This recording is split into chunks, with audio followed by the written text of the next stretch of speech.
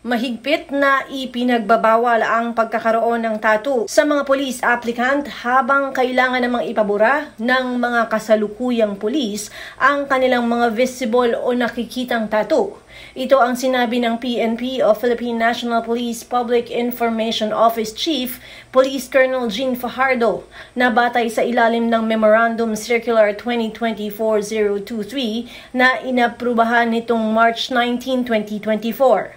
Ang mga uniformed, non-uniformed police, gayon din ang mga civilian police, ay kinakailangang magpabura ng kanilang mga tattoo.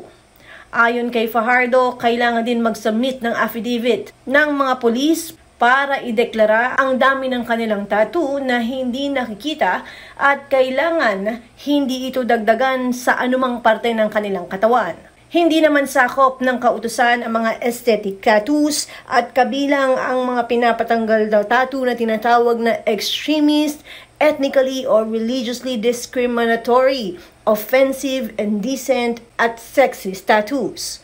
Bibigyan ng 3 buwan ang mga kasalukuyang pulis na burahin ang kanilang mga tattoo. Kung hindi susunod, isasalang sila sa investigasyon. Ang sinumang pulis na tatanggi sa pulisya ay mahaharap sa kasong administratibo. Bawal na rin pumasok ang mga police applicant na mayroong tattoo o bibigyan sila ng 3 buwang palugit upang tanggalin ang mga ito.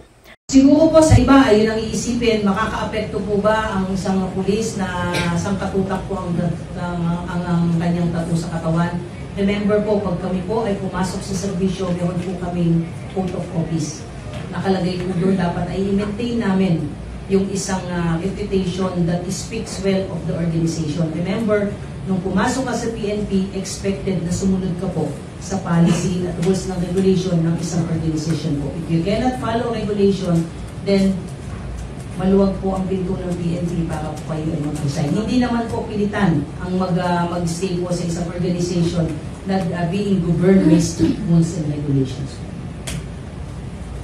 Ako si Luan Peñano para sa Eye of the Nation ng iNews Pasig.